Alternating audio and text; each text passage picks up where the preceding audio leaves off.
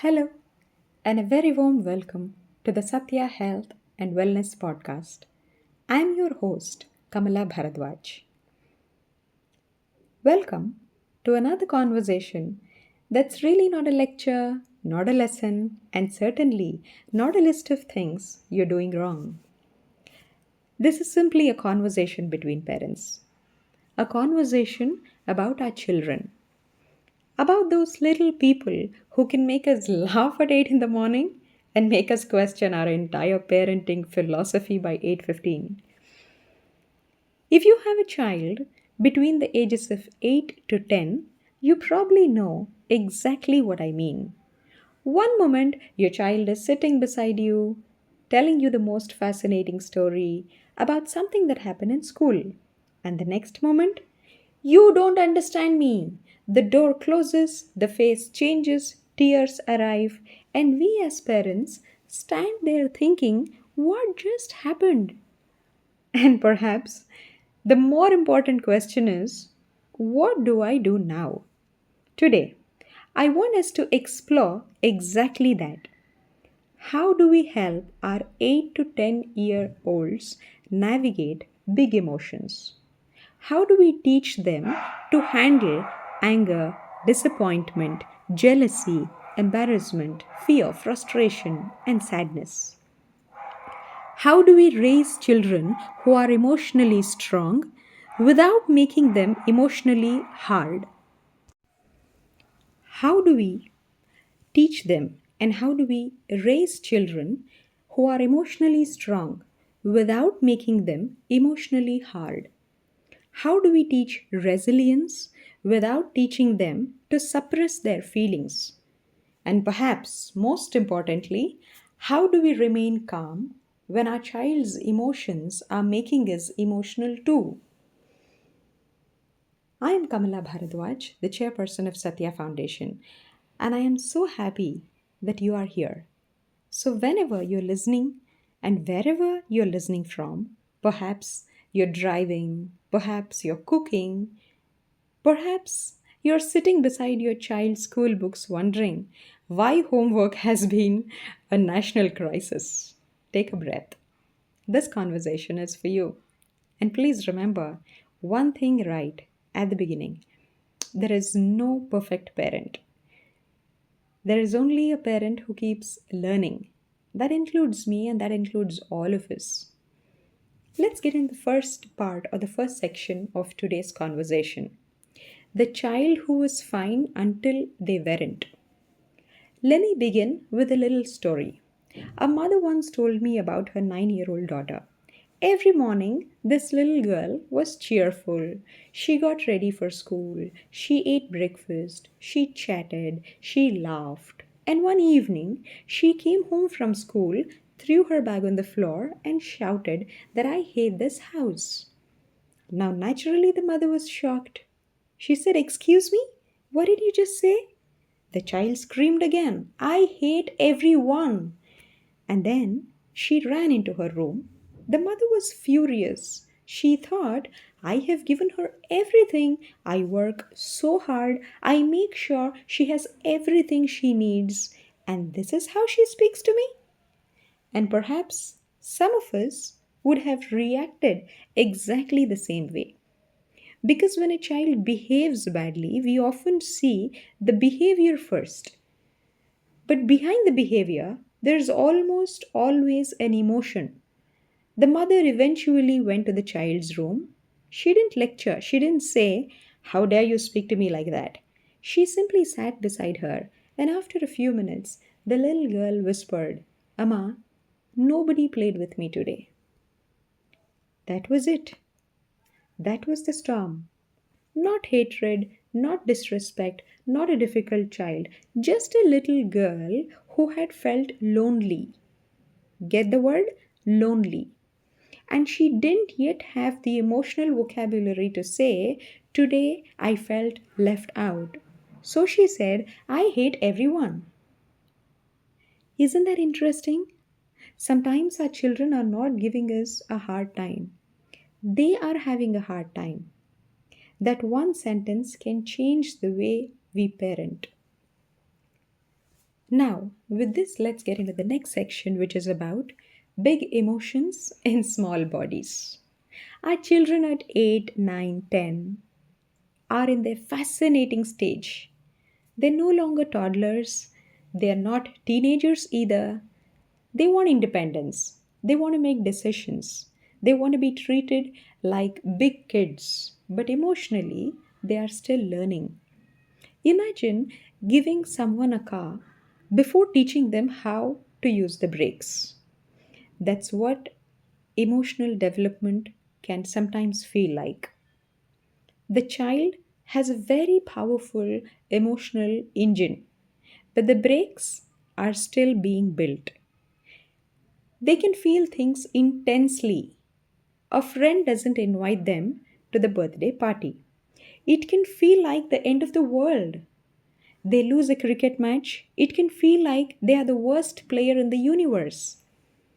Someone laughs at their answer in the class. Suddenly, they don't want to go back to school ever again. Their sibling gets a bigger piece of cake, and apparently, justice has collapsed. Do you see this?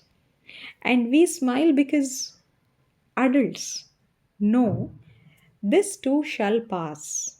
But children don't always know that. And that's the difference. When we are adults, we have years of experience telling us that disappointment is temporary. A child doesn't have to experience that. So, when your 8-year old says, "My life is ruined," we shouldn't immediately say, "Oh, please, it's not such a big deal." Because to them, at that moment, it is a big deal. Their emotional world is very real. And our first job is not to make the emotion disappear. Our first job is to help them feel safe while experiencing their emotion. With this, let's get into the next section, which speaks about feelings. Feelings are not bad behavior. Feelings are feelings. They are not bad behavior. Here's an important distinction. All feelings are acceptable. Not all behaviors are acceptable. Your child can be angry. Your child cannot hit someone because they are angry. Your child can be jealous. Your child cannot hurt their sibling because they are jealous. Your child can be frustrated. Your child cannot throw a glass at a wall because they are frustrated. Your child can say, "I am furious with you," but we can still teach them to say it respectfully. This is where emotional resilience begins. We don't say, "Don't be angry." We say, "It's okay to be angry. Let's learn what to do with that anger."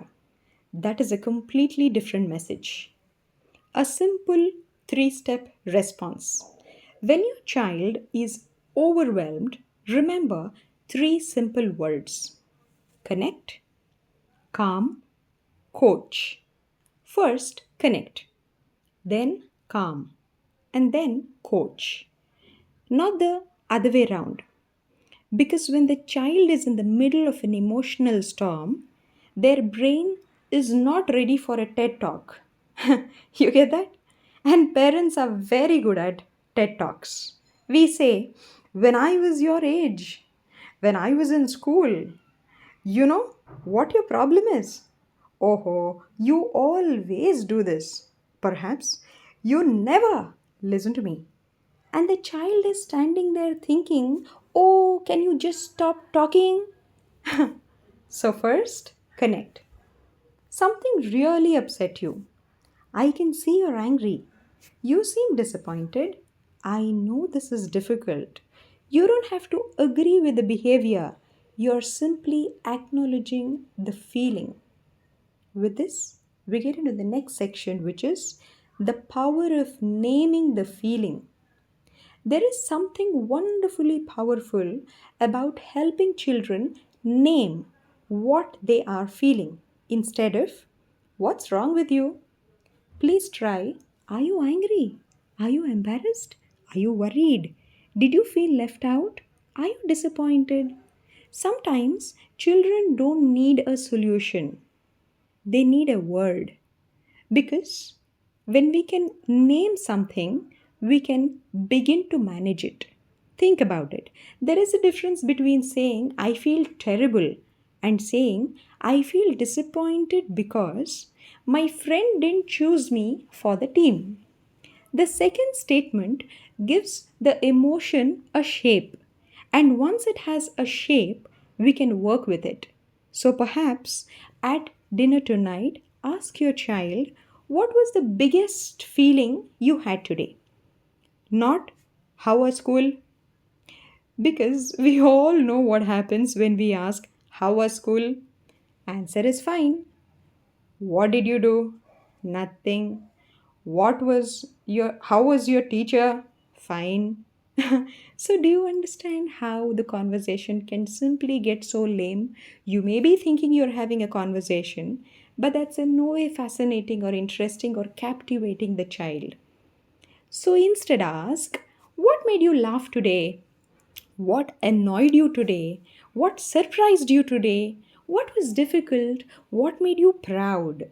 Those questions are open doors and help the child to think in a certain direction and answer your question descriptively. Next section is about the day our children discover comparison. Around this age, children become increasingly aware of what other children have. Why does she have a better pencil box? Why does he get more marks? Why does she have so many friends? Why can he run faster? Why can't I go? Comparison enters the room, and parents often respond with, don't compare yourself. Very true, but not always helpful because comparison is a natural human tendency. Instead, let's teach children how to use comparison wisely. Tell them don't compare your entire life with somebody else's highlight.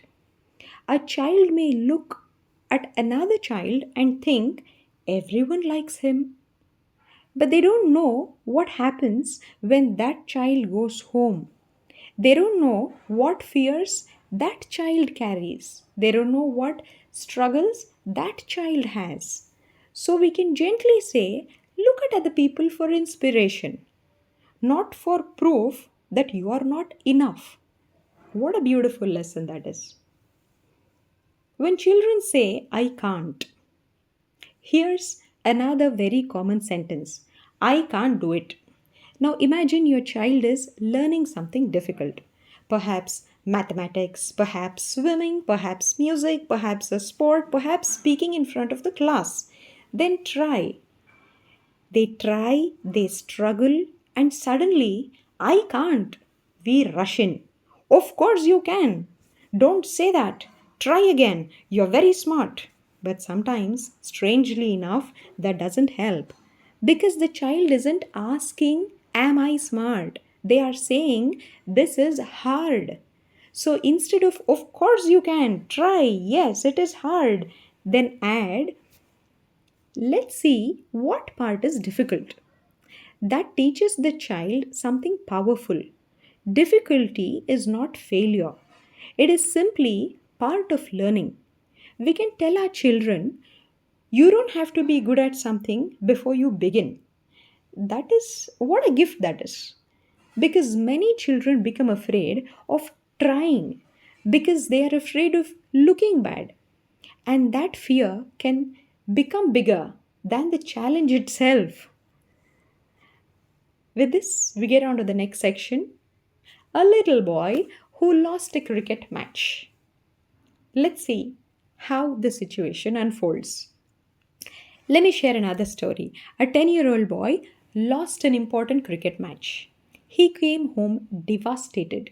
He threw his bat down and said, I am useless. His father immediately said, no, no, no, no, no. You are excellent. You played very well. But the boy cried harder. Finally, his father stopped trying to fix the feeling. He sat beside him and said, "You really wanted to win, didn't you?" The boy nodded. "You worked hard for this." Another nod. "And losing hurts." The boy looked at his father and said, "Yes." That was the moment connection happened. Then his father asked, "What did you learn today?" The boy was quiet. Finally, he said, "I need to practice my bowling." There it was. The child found the lesson himself. We don't always have to hand our children the answer.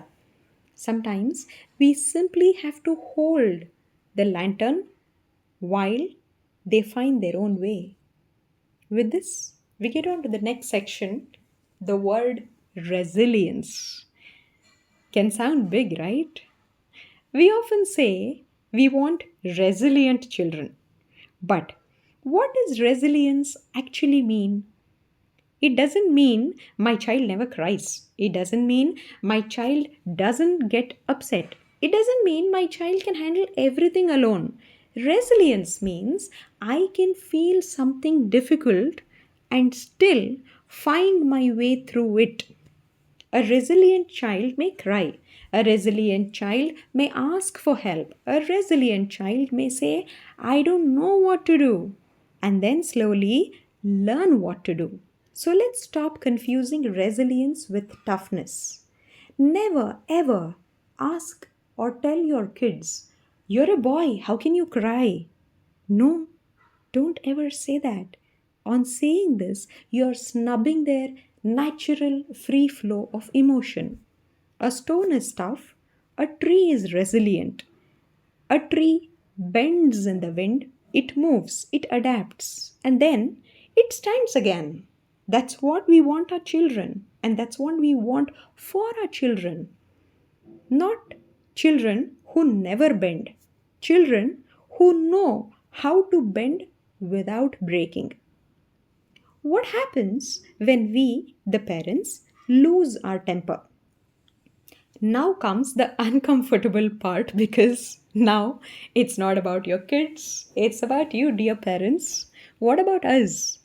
Because children aren't the only ones with the big emotions. Sometimes our child is shouting, "We are tired, dinner is waiting, homework isn't done, sibling is crying, phone is ringing," and suddenly we lose it. Enough, I've had it. How many times do I have to tell you? And then silence. Later, we feel guilty. We think, "I shouldn't have shouted."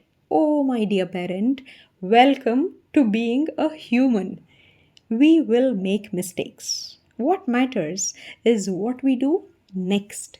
Repair is one of the most powerful parenting tools we have. Go back to your child and say, "I was very frustrated and I shouted. I shouldn't have spoken to you like that. I am sorry." Notice what you're teaching. You're not teaching weakness, you're teaching accountability. You're showing your child adults make mistakes too. Adults can apologize. Adults can repair relationships. That lesson may stay with them far longer than any long hours of lecture and all your beautiful and glamorous TED Talks as parents that you so comfortably feel like offering to your kids. This welcomes us to the next section of listening. Yes, the magic of "I am listening." Sometimes, when your child is upset, try this sentence: "I am listening." That's it. Not, "Here's what you should do." Not, "You are overreacting." Not, "Let me tell you what happened to me." Just, "I am listening." And then listen, really listen. Don't prepare your answer while they are speaking. Don't correct every detail. Don't cross examine. Don't turn it into a courtroom. Let them tell their story. Sometimes children don't need us to solve the problem. They need to know my parent is willing to enter my world and they're always there no matter what I do. The difference between consequences and punishment. Now, what about discipline? Emotional parenting does not mean no boundaries. Children need boundaries. They need to know that actions have consequences. But punishment asks, how can I make you suffer for what you did? A healthy consequence asks, what can I what can help you learn from what happened? Suppose your child throws a toy in anger and breaks it. Instead of a long lecture, we might say, I understand you are angry, but throwing things can break them. This toy is broken, and we need to take responsibility for that. Calm, firm, kind. All three can exist together. Being gentle does not mean being permissive. Being firm does not mean being harsh. We can be both, like a lighthouse. The lighthouse doesn't chase the ship, it simply stands there and says, here is where the shore is. Children need that steady light. Now, we move on to the next segment, the sibling battlefield, or the so called sibling rivalry. Now, let's talk about siblings. If you have two children, if you have three, you deserve a medal. I didn't touch him. She started it. He got more. She always gets two. And parents become judges. Who started it? Who did what? Who is telling the truth? Sometimes we can step back. Instead of becoming the judge, become the coach. You both are angry. I won't allow hitting. You need to find a solution. What can each of you do now? This teaches children something invaluable. Conflict is not the end of any relationship. People can disagree and still love one another. People can be angry and still repair. And that is a life skill. Teaching children to pause. One of the most useful skills we can teach a 8 to 10-year-old is the pause. When you're angry, stop. Take a breath. Step away. Drink water. Count till 10. Stretch your hands and legs. Talk to someone. The goal isn't don't feel angry. The goal is don't let anger make every decision for you. You can even create a family phrase. Maybe pause before you pounce. Or feel it, breathe, choose. Make it fun. Children remember phrases much better than lectures. This invites us to the next segment, 5 sentences every child needs to hear. I would love every parent listening today to keep these 5 sentences somewhere. Write them down. Put them on your refrigerator, put them on your phone, or put them in your heart. The first one is, you can tell me the truth, even when the truth is uncomfortable. Second statement, your feelings are safe with me. Statement 3, making a mistake does not make you a bad person. Statement 4, we can solve this together. And perhaps the most important, statement 5, I love you, even when I don't like your behavior. That distinction is profound. Children need to know that love is not withdrawn when they fail. The child who is watching us, what do we have to say? Here's something we sometimes forget. Our children are watching, not just listening, they are watching.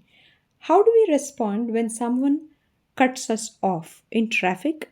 How do we react When we make a mistake, how do we speak about our own bodies? How do we speak about other people? And more importantly, what do you speak about other people in their absence? How do we handle disappointment? How do we apologize? How do we talk about failure? Our children are learning emotional regulation by watching our emotional regulation. So perhaps the question is not only how can I teach my child to manage emotions, perhaps it is also what am I modeling? And please don't hear that as pressure. None of us models perfection. We model humanity. We can say, I'm frustrated, I need 5 minutes. That is modeling. We can say, I made a mistake. That is modeling.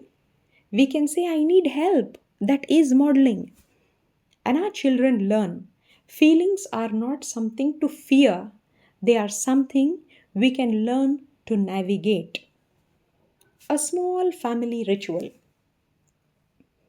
I want you and I want to leave you with a very simple idea. Once or twice a week, perhaps during dinner, create a ritual called high, low, hope. Yes, you heard it right. High, low, and hope.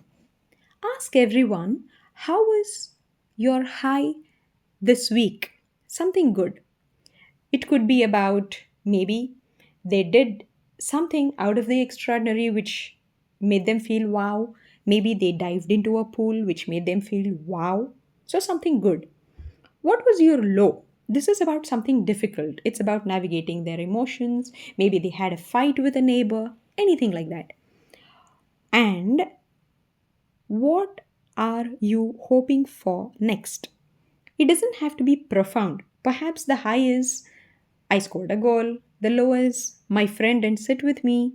The hope is I want tomorrow to be much better than today. Maybe I want to improve my handwriting. Something as basic and simple as that. But what is important here is parents answer it too. Because emotional openness should not be a one way traffic or a one way street. When children see us sharing appropriately, they learn that emotions belong to everyone. Emotional regulation is something everybody needs to do, and it's so wonderful, comfortable, safe to be doing it with people we love all the more with our own family members. One final story for all of you. Let me end with a story. A little girl was having a terrible day. She had lost a competition. Her best friend had chosen someone else to sit beside. And then she came home and spilled milk on her homework. She began crying. I am bad at everything. Her mother sat beside her.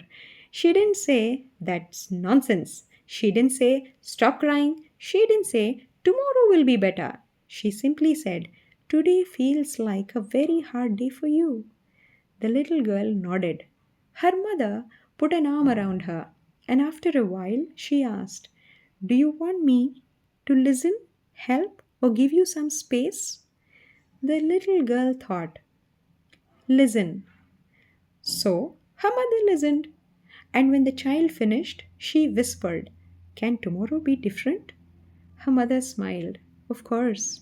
The child asked, How do you know? And her mother said, Because no one gets to decide your whole story. What a beautiful thing to teach a child. One day, or rather, one bad day, does not define you. One bad mark does not define you. One argument does not define you, and one mistake does not define you, or rather, one rejection does not define you, and one difficult emotion does not define you. What do our children really need? Dear parents, our children don't need us to remove every obstacle from their path. They need us to walk beside them while they learn to cross the obstacles. They don't need a childhood without disappointment. They need to know that disappointment can be survived. They don't need to win every competition. They need to know that losing doesn't make them less worthy. They don't need us to solve every friendship problem. They need to know that they can come home and talk about it. They don't need perfect parents. They need present parents. Parents who can say, "Tell me, I am listening. Let's figure it out. It's okay to feel this way. And we will work on the behavior together." Remember, a child who can express an emotion is not a difficult child. A child who is learning to manage an emotion is not a weak child. And a parent who sometimes gets it wrong is still not a bad parent. We are all learning, our children are learning, and perhaps parenting is simply two generations growing together. The child is learning how to become a person, and the parent is learning how to become the parent that this particular child needs. Not the perfect parent, not the parent in the parenting book, not the parent next door, the parent your child needs. So tonight, before your child goes to sleep, perhaps sit beside them for a moment. Don't talk about marks, don't talk about homework, don't ask about unfinished project. Just look at them and perhaps say, "I'm really glad you are my child." Sometimes the simplest words become the strongest memories. Years from now, your child may not remember the toy you brought. They may not remember the dinner you cooked. They may not remember every school project, but they may remember what that when the child or when the world felt too big, home felt safe. And perhaps that is one of the greatest gifts we can give our children, a safe place to feel, a safe place to fail, a safe place to try again, and a safe place to become. Thank you for being a part of this conversation. I am Kamala Bharadwaj, chairperson of Satya Foundation. And on behalf of Satya Foundation, I want to remind every parent listening to this that you are not alone. There will be difficult mornings, there will be dramatic evenings, there will be homework battles, there will be tears, there will be slammed doors, there will be moments when you wonder, "Am I doing this right?" And then there will be a small hand that reaches for ours, a sleepy voice saying, "Good night, Amma," or "Good night, Appa." And simply, "Can you sit with me?" And in that little moment, we remember why we are doing all of this. We're not raising children who will never struggle. We are raising children who will know how to struggle and still believe in themselves. Children who can say, "I am hurt, I am angry, I made a mistake, I need help, I can try again, and finally, I am enough." May we give our children the courage to feel deeply, the wisdom to choose wisely, and the confidence to rise after they fail. Because resilience is not about never failing or falling, it's about learning that you can always get up. Thank you for listening, and until we meet again, take care of your children, but also take care of yourselves. Because behind every emotionally healthy child is not a perfect parent, but a parent who keeps showing up. I'm Kamala. Thank you.